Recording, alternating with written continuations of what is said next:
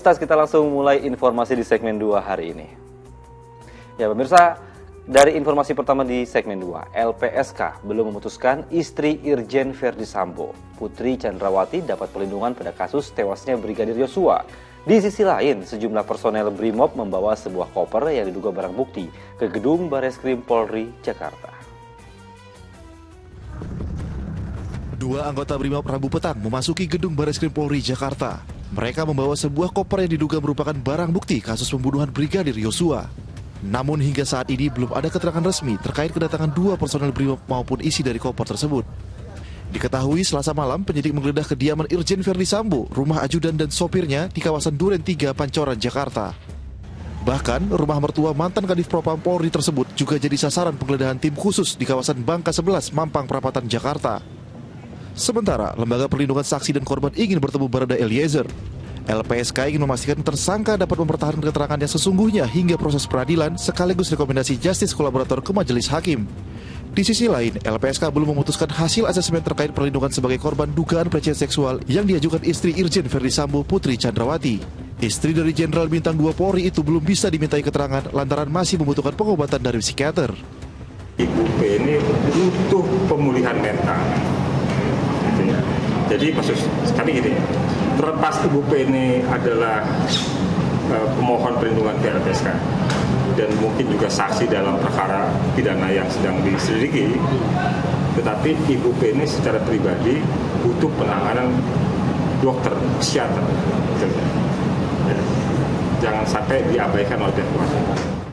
Kasus tewasnya Brigadir Yosua perlahan terkuak setelah Kapolri menetapkan 4 tersangka termasuk Irjen Verdi Sambo. Hingga kini, tim khusus Bareskrim Polri masih melakukan penyidikan guna mengungkap motif pembunuhan.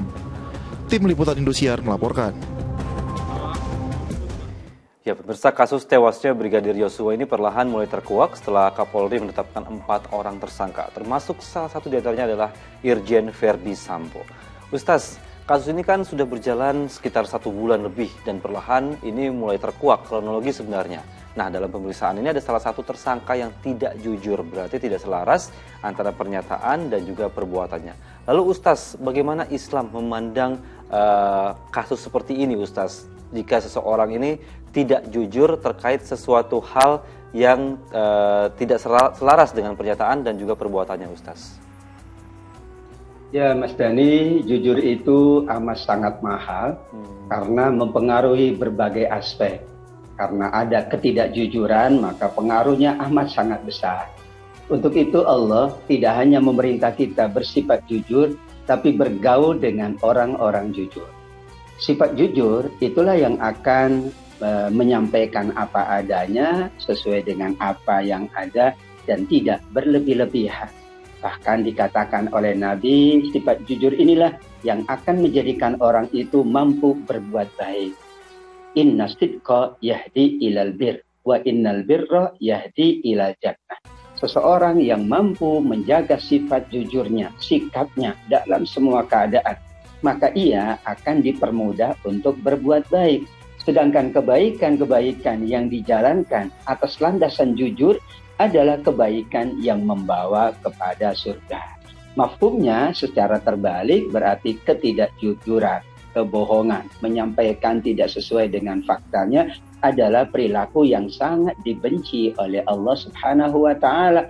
Karena itu membawa kepada perbuatan dosa, dan seterusnya. Wa iyyakum wal kadzib fa innal kadzib yahdi ilal fujur.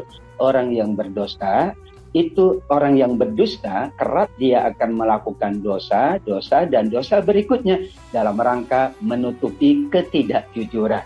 Dan kalau terus-menerus dalam dosa dan maksiat, lingkaran dosa dan maksiat, maka tidak ada kata lain, ancamannya amat sangat besar di sisi Allah Subhanahu wa Ta'ala. Nabi pula sifat utamanya adalah siddiq, manusia nomor 2 setelah Nabi, yaitu Abu Bakar yang dijamin surga. Juga sifat utamanya adalah as-siddiq, Abu Bakar as-siddiq radhiyallahu anhu. Untuk itu dalam kacamata agama, kejujuran ini amat sangat mahal, mempengaruhi keadaan, bahkan mempengaruhi status hukum seseorang. Disitulah pentingnya selalu berusaha menjaga sikap jujur apa adanya sesuai dengan bukti-bukti yang ada, tidak berlebih-lebihan atau tidak menyimpang dari koridor yang sudah ditetapkan, maka insya Allah yang akan terjadi pada kita semua adalah sebagaimana jaminan Nabi, kejujuran membawa kepada kebaikan-kebaikan, kebaikan-kebaikan membawa kepada surga. Berarti ada surga yang dikhususkan untuk mereka yang mampu berperilaku jujur dalam semua keadaan. Ya, kejujuran sungguh mahal nilainya. Dan bahkan kejujuran ini kan membawa kepada kebaikan dan juga diganjar surga. Baik, Ustaz, ada satu hal yang menarik perhatian saya terkait kasus ini, Ustaz, di mana ada seorang tersangka yang diduga terpaksa harus menembak korban karena adanya perintah dari atasan. Nah, Ustaz, bagaimana Islam memandang hal ini, Ustaz? Jika ada seseorang yang melakukan sebuah kejahatan, bahkan sampai menghilangkan nyawa orang, karena terpaksa atas perintah atasan. Ya, Mas Dhani, kalau betul-betul apa yang disampaikan itu jujur, bahwa ia terpaksa karena perintah dari seseorang, maka kategori semua dosa yang dilakukan itu dimaafkan oleh Allah. Nabi mengingatkan ada 3 perilaku dosa yang kalau dijalankan Allah maafkan.